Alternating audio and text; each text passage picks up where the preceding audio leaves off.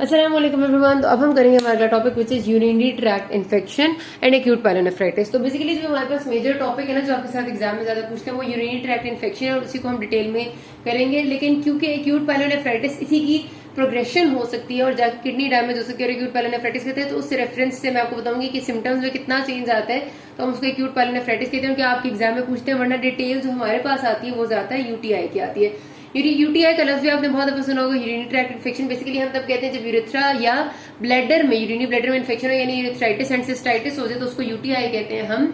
और यही इन्फेक्शन अगर असेंड करके किडनीज में चला जाता है तो फिर आप एक्यूट पायलोनेफ्राइटिस कहते हैं। ठीक हो गया। अच्छा जी, ये जो इन्फेक्शन है, अगर हम बात करें कि इसकी पैथोफिजियोलॉजी क्या है, तो क्योंकि आपको पता है कि यूरिन एक बड़ा ही अच्छा ग्रोथ मीडियम होता है कि जिसमें बैक्टीरिया ग्रो कर सकते हैं। Normal urine is always sterile.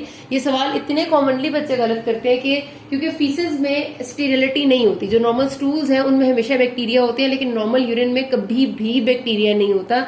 It is always sterile. अगर यूरिन में बैक्टीरिया ग्रो कर रहा है पेशेंट के, जो जाहिर यूरिन अंदर से निकल रहा है उसके अंदर बैक्टीरिया है, तो डेफिनेट सी बात है, इट इज एन इंडिकेशन कि पेशेंट को कोई प्रॉब्लम चल रही है। ठीक है, तो यूरिन का बड़े आराम से उसमें बैक्टीरिया ग्रो कर सकते हैं। और इस वजह से कुछ लोग, अगर जनरल बात करें, तो उनके प्रीडिस्पोजिशन होती है कि उनका जो अंदर से यूरोथीलियम होता है, यानी उनका जो म्यूकोजा होता है जो यूरिनरी ट्रैक्ट को लाइन कर रहा है, वो ज्यादा ससेप्टेबल होता है कि वहां पर बैक्टीरिया आराम से एडहेरेंस कर लेते हैं। एडहेर कर लेंगे तो फिर वो उधर इन्फेक्शन कर लेंगे। ठीक है। अच्छा, तो फीमेल्स में ज्यादा कॉमन किस लिए? पुराना सवाल है, अभी भी ये आपसे पूछते हैं वाइवा में। शॉर्ट यूरिथ्रा है फीमेल्स का, vagina is near to urethra, तो वजाइनल अगर जरा सा भी फ्लोरा यूरिथ्रा को आके इन्फेक्ट कर सकता है तो इन्फेक्शन हो जाएगा। सेक्सुअल इंटरकोर्स में ट्रॉमा हो सकता है which can damage. And of course females में प्रोस्टैटिक सिक्रीशंस नहीं होती, प्रोस्टेट की सिक्रीशंस, क्योंकि prostatic secretions are bactericidal in nature, bacteria को किल कर देती है। वो एब्सेंस भी उनकी फीमेल को मोर प्रीडिस्पोज करती है। ठीक है, तो इस वजह से फीमेल में ज्यादा कॉमन सी बात है। अच्छा, उसके बाद आपके पास जो कॉमन ऑर्गेनिजम्स होते हैं, मोस्ट कॉमनली आपने, ये भी आपका वही पुराना सवाल है, अभी भी आपसे उसी तरह पूछती है, तो ई कोलाई को आपने कभी भी नहीं भूलना। ठीक है, जब भी आपके ऑर्गेनिजम्स की बात आती है उसके बाद फिर आपने कहना, ठीक है, सबसे पहले हमेशा आपने ई कोलाई कहना है, this is important. Most commonly E coli होते हैं। उसके बाद फिर आपके पास होते हैं सूडोमोनास है, स्टेफिलोकोकस है, स्ट्रेप्टोकोकस है, जो आपको पता है आपके नॉर्मल होते हैं। और then you have your proteus species, sorry pseudomonas और प्रोटियस साथ लिखने ये पहले होते हैं। E coli, pseudomonas, proteus, streptococcus है, और उसके बाद फिर क्लेब्शियला वगैरह आ सकते हैं। ठीक है, तो ये आपके कॉमन ऑर्गेनिजम्स है। ई कोलाई से कॉमन है क्योंकि आपके जीआईटी का नॉर्मल फ्लोरा है, तो ये इस वजह से काफी कॉमनली यूटीआई कर सकता है। अच्छा जी, अगर आपके पास ये जो पेशेंट आता है सिंपल यूटीआई का होता है, तो उसका क्या फीचर्स होते हैं? आपने अक्सर सुना होगा, लोग आपके प्रेजेंटिंग कंप्लेन के साथ आते हैं कि जल के पेशाब आता है और बहुत ज्यादा हाजत महसूस होती है। जब आता है तो वो रुका नहीं जा रहा होता हमसे और बहुत दफा आ रहा है। ठीक है, उसके साथ हमें दर्द भी होता है, खासतौर पर वो सुप्राप्यूबिक पेन की कंप्लेन करते हैं कि प्यूबिस की वाली जो जगह है उसकी,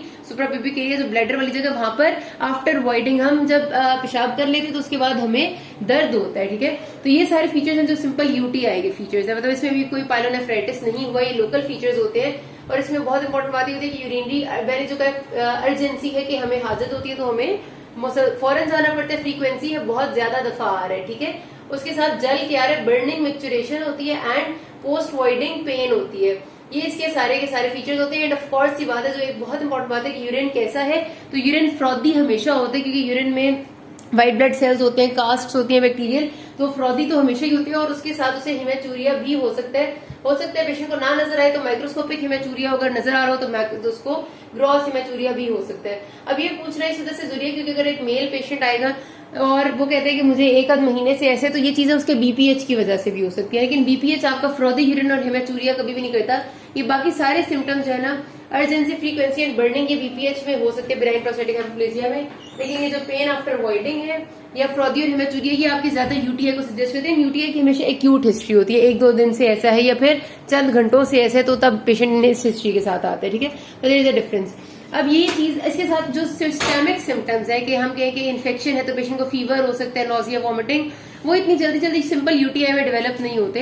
अगर ये इन्फेक्शन किडनीज को असेंड कर जाता है तो फिर आपके पास जो सिम्टम्स साथ आएंगे एक्यूट पायलोनेफ्राइटिस के, तो उसके पेशेंट को साथ लॉइन पेन होगी। ठीक है, वो कहेगा ये फ्लैंक वाले रीजन में लॉइन पेन होती है और साथ उसे टेंडरनेस होती है, हाथ लगाने पे भी दर्द होता है, और उसके साथ उसको हिमेचूरिया होगा जो इसके सिम्टम्स जाएगा। तो ये जो तीन फीचर्स है ना, लॉइन पेन, टेंडरनेस और उसके साथ पेशेंट को जो यूरिनरी सिम्टम्स है वो आ रहे हैं और फीवर हो रहा है, इसकी ये निशानी है कि अब उसको एक्यूट पाइलोनेफ्राइटिस हो गया। ठीक है, अगर ये नहीं है तो उसका मतलब है कि अभी सिर्फ यूटीआई है। Fever, tenderness over the loin region and loin pain is sign of acute pyelonephritis. उसके अलावा वॉमिटिंग, नोजिया, एनोरेक्सिया या फिर fever with rigors and chills, ये सब भी तभी डेवलप हो जाते हैं जब उसको एक्यूट पाइलोनेफ्राइटिस होता है। यूटीआई में ये चीजें अनकॉमन है।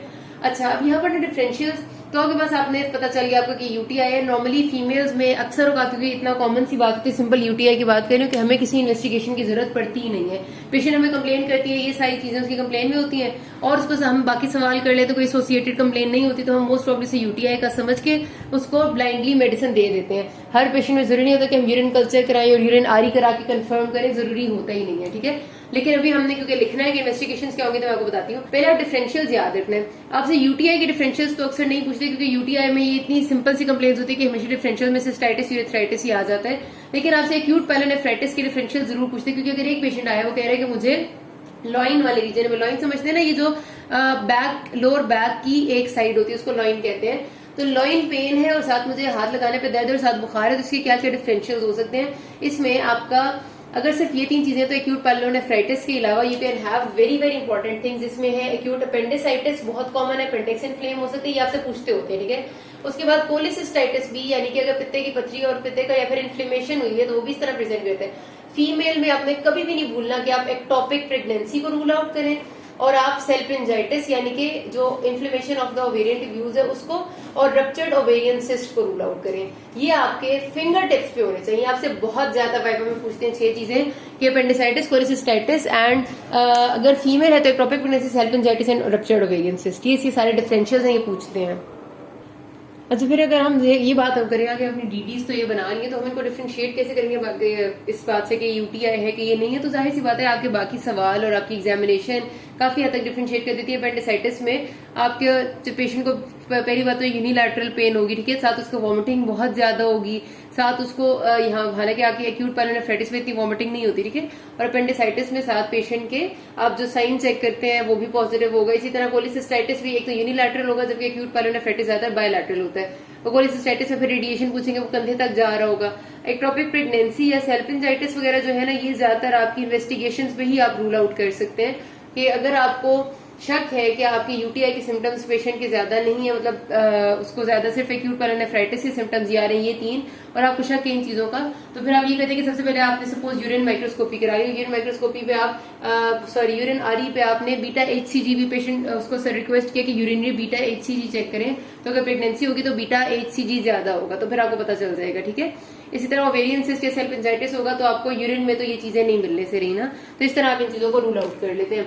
अच्छा, अब इन्वेस्टिगेशन आपने क्या क्या करानी होती है पेशेंट्स की, तो आपने सबसे पहले कराना है कि यूरिन डिपस्टिक कराएंगे। उसमें होता ये है कि जितने भी बैक्टीरिया आते हैं ना, वो हमेशा यूरिन में नाइट्रेट्स जो है उनको नाइट्राइट्स में कन्वर्ट कर देते हैं। ठीक है, नाइट्रेट्स को नाइट्राइट्स में कन्वर्ट करते हैं, और उसके साथ आपको पता है कि व्हाइट सेल काउंट भी यूरिन में बढ़ जाएगा, जिसमें खास तौर पे न्यूट्रोफिल्स होते हैं। तो इस वजह से आप यूरिनरी डिपस्टिक जो करते हैं उसमें आप नाइट्राइट्स का लेवल चेक करते हैं, और साथ आप ग्लूकोसाइड एस्ट्रेज एंजाइम का लेवल चेक करते हैं जो कि बैक्टीरिया रिलीज करते हैं, और साथ आप ग्लूकोज चेक करते हैं, क्योंकि जो ग्लूकोज थोड़ा बहुत यूरिन में नॉर्मल अमाउंट में रिलीज होता है वो भी खत्म हो जाता है, क्योंकि बैक्टीरिया ग्लूकोज को यूटिलाइज कर लेते हैं। तो ये 3 चीजें आप सिंपल यूरिन डिपस्टिक टेस्ट होते हैं जिसमें आप स्टिक्स ही अंदर डिप करते हैं और चेक करते हैं। अगर उस पर आपको नाइट्रेट्स और ग्लूकोसाइड एस्ट्रेज पॉजिटिव मिल जाता है तो मोस्ट लाइकली है कि दिस इज यूटीआई, और अगर आपको नाइट्रेट्स और ग्लूकोसाइड नेगेटिव मिल जाते हैं तो फिर बहुत अनलाइकली है कि यूटीआई हो। ठीक है, तो ये सबसे इंपॉर्टेंट चीज है, नाइट्रेट्स एंड ग्लूकोसाइड एस्ट्रेज।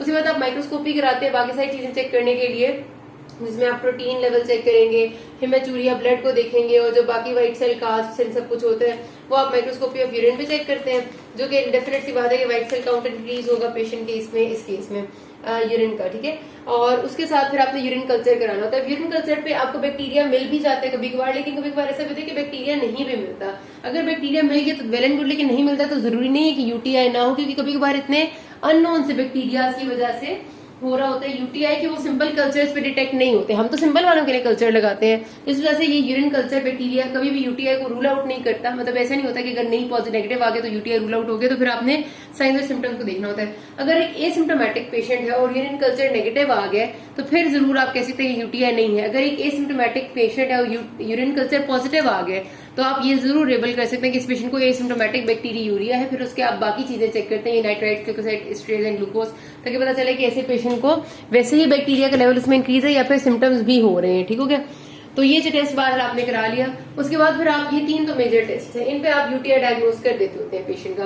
उसके बाद आप बाकी चीजें देखने के लिए, और जरूरी नहीं होता सबका कराएं, जिसको आपको लग रहा है कि सिस्टेमिक फीचर्स आ रहे हैं उसका कंप्लीट ब्लड काउंट कराएंगे, देखने के लिए कि white blood cell count increase है कि नहीं, क्योंकि जो जिसमें सिस्टेमिक इन्फेक्शन फैल चुका है उसमें लिकोसाइट्स काउंट ज्यादा होंगे, ESR CRP भी बढ़ चुके होंगे। ठीक है।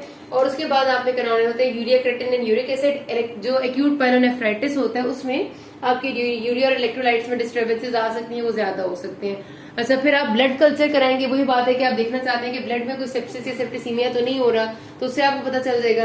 अगर पेशेंट को बहुत सिवियर सिम्टम्स है और आपको कोई ऑब्स्ट्रक्शन या कोई मेजर पैथोलॉजी लग रही है, तो आप रीनल ट्रैक का अल्ट्रासाउंड या सीटी स्कैन कराते हैं। ये नॉर्मल नहीं होता। फीमेल्स में आप पेल्विक एग्जामिनेशन इसलिए करते हैं ताकि आप ये चीजें रूल आउट कर सकें, सेल्फिंजाइटिस, एक्टोपिक प्रेगनेंसी वगैरह, ये बड़ी जरूरी होती है। सिस्टोस्कोपी इन सिवियर केस, जब आपको और कुछ समझ आ रहा है तो फिर आप एंडोस्कोप पास करके बाकायदा ब्लैडर को देखेंगे कि क्या प्रॉब्लम है, कि सिम्टम्स आ रहे हैं जिसमें आपको कार्सिनोमा या कोई मैस मिल सकती है। ठीक है। तो अपने लिखने होते हैं। इतना मैं आपको बता दूं कि सिंपल यूटीआई में तकरीबन कभी भी कोई इन्वेस्टिगेशन कराई ही नहीं जाती, और अगर करानी भी हो तो आप सिंपल यूरिन आरई या फिर यूरिन माइक्रोस्कोपी या यूरिन कल्चर कराते हैं। इससे ज्यादा बहुत कम ही कुछ कराया जाता है। अच्छा, अब पेशेंट को मैनेज किस तरह से करना है? मैनेजमेंट के लिए आपके पास जो प्रोटोकॉल है लिखा हुआ, तो इन्होंने आपकी बुक में जो है डेविडसन में अगर आप देखेंगे तो एक टेबल है जिसमें उन्हें अलग अलग से लिखा हुआ है कि अगर पेशेंट को सिंपल जो जिसको हम कह रहे हैं यूटीआई है, तो ड्रग ऑफ फर्स्ट चॉइस क्या है, सेकंड चॉइस क्या है, फिर डोजेस याद कर लें तो अच्छी बात है, लेकिन वी डोंट एक्सपेक्ट कि मतलब हर ड्रग की पूरी डोज आपको याद होगी। ठीक है, क्योंकि वो टेबल काफी बड़ा है। एटलीस्ट आपको ये जरूर पता होना चाहिए कि कौन सी ड्रग किस मेजर सी चीज में देनी है और कहाँ पर नहीं देनी, जो मैं आपको बता रही हूँ। ठीक है। सबसे पहले तो जो कंसिडर किया जाता था वो ये कि ट्राइमेथोप्रेम या नाइट्रोफ्यूरेंटोइन को फर्स्ट लाइन एजेंट समझा जाता था फॉर यूटीआई। ठीक है। अब नहीं समझा जाता, क्योंकि ट्राइमेथोप्रेम के अगेंस्ट तकरीबन आधे से ज्यादा बैक्टीरिया है जो रेजिस्टेंट हो चुके हैं। तो जाहिर ऐसी ड्रग आपको भी फर्स्ट चॉइस में नहीं देते, आप हमेशा वो देते हैं जो जरा ज्यादा इफेक्टिव हो। जो क्विनोलोन्स ग्रुप है उसको अब ड्रग ऑफ फर्स्ट चॉइस समझा जाता है, क्योंकि जिसमें सिप्रोफ्लॉक्सासिन ऑफ्लॉक्सासिन आते हैं। अगर आपने देखा हो तो आपने सुना होगा, अक्सर नोविडेट नाम की एक टैबलेट है, अक्सर यूटीआई में देते हैं। जो सिंपल यूटीआई होते हैं ना, अनकॉम्प्लिकेटेड, बल्कि थोड़े बहुत कॉम्प्लिकेटेड भी, तो नोविडेट देते हैं। नोविडेट 500 वो कहते हैं कि आप दिन में एक ले लें। तो वो नोविडेट क्या होती है? बेसिकली सिप्रोफ्लॉक्सासिन होती है, जो कि इस यूटीआई को क्योर में आजकल ड्रग ऑफ फर्स्ट चॉइस है। बुक में अभी भी डेविडसन में आप खोलेंगे तो वो लिखेंगे कि सिस्टाइटिस अगर है तो drug of first choice is this, लेकिन ऐसा नहीं है।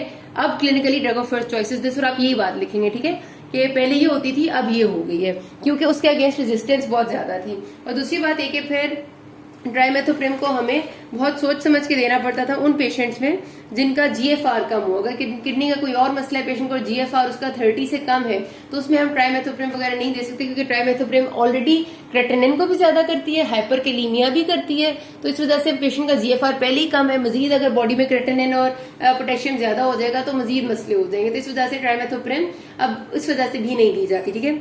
तो क्विनोलोन्स अब ड्रग ऑफ चॉइस है। उसके साथ साथ आपकी जो सेफालेक्सिन है, विच इज योर सेफ्लोस्पोरिन, वो भी इसकी ड्रग ऑफ चॉइस में आती है। मतलब आपकी ये 2 ड्रग्स हैं जो कि आजकल क्लिनिकली सब ज्यादा दी जा रही है, तो सिप्रोफ्लॉक्सासिन या फिर सेफ्लोस्पोरिन में सेफालेक्सिन। ये जो एमॉक्सिसिलिन या कोई एमॉक्सिक्लैव है, एमॉक्सिसिलिन आपको पता है सिंपल पेनिसिलिन और को एमॉक्सिक्लैव हम तब कहते हैं जब हम उसके साथ डाल देते हैं वो एजेंट जो कि उसकी रेजिस्टेंस को थोड़ा कम करता है। ये दोनों भी पहले ही ड्रग ऑफ चॉइस होते थे, लेकिन अब वही बात है कि इनके दोनों के अगेंस्ट बैक्टीरिया इतने रेजिस्टेंट हो चुके हैं कि अब ये भी हम देना अवॉइड करते हैं। ये सेकंड लाइन एजेंट पे देते हैं जब पेशेंट के जो पहली लाइन ऑफ ड्रग से रेजिस्टेंट हो। ठीक है, तो ये भी अब फर्स्ट लाइन में नहीं देते। अब बहुत इंपॉर्टेंट जो बात आती है वो है प्रेगनेंसी में। तो प्रेगनेंसी में जो ओनली ड्रग्स आपने देनी होती है वो पेनिसिलिन या सेफ्लोस्पोरिन देनी होती है, क्योंकि उनकी कोई टेरेटोजेनिसिटी नहीं है।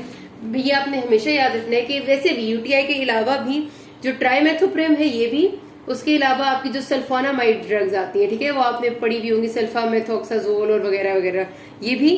देन आपकी जो क्विनोलोन्स है, सिप्रोफ्लॉक्सासिन, ये भी, और tetracyclines, these must be avoided and they are contraindicated in pregnancy unless कोई ऐसी कंडीशन है कि आपका जो रिस्क है एंटीबायोटिक को देने का या इनकी वजह से होने वाला मसला है वो आउटवे कर देता है कि डिजीज के प्रॉब्लम को, तो आप देते हैं। मतलब बहुत स्पेशल कंडीशंस में जो आपको कहीं भी अगर मेंशन होगी तो वो आपको स्पेशल बताएंगे, वरना नहीं देते। ये चारों drugs sulfonamides, trimethoprim, quinolones and tetracyclines are avoided in pregnancy. ठीक है, तो ये आपकी एक होती है जो कि जनरल सी चॉइस होती है ड्रग्स की। सिस्टाइटिस में वही बात मैं आपको बता दी। उसके अलावा अगर आपने प्रोफाइलैक्टिकली किसी पेशेंट को देना हो तब भी यही दवाइयां हैं। अगर पेशेंट को पायलोनेफ्राइटिस है तो आप फर्स्ट चॉइस यही है, नोविडेट एंड सेफालेक्सिन। सेकंड में फिर आप जेंटामिसिन पे चले जाते हैं। और अगर फिर पेशेंट मेल पेशेंट और उसको एपिडिडमोऑर्काइटिस हो गया या प्रोस्टेटाइटिस हो गया तो उसमें भी तकरीबन मोर और लेस यही ड्रग्स आती हैं। तो अगर आप इनकी डोजेस याद रख लेते हैं तो अच्छी बात है, उधर से देख के याद करें। लेकिन ये याद रखना कि यूटीआई के लिए, एक सिंपल यूटीआई के लिए जो ऑप्टिमम ट्रीटमेंट है वो 3 दिन का होता है। 3 दिन से ज्यादा आप दवाई नहीं देते। और जो सिवियर यूटीआई होता है उसमें आपकी जो मेडिसिन डोज है वो 7 से 14 डेज तक जाती है, अदरवाइज इट्स ऑफ 3 डेज। तो यहाँ पर बात खत्म करते हैं। किसी कोई मसला है कि ना, थैंक यू।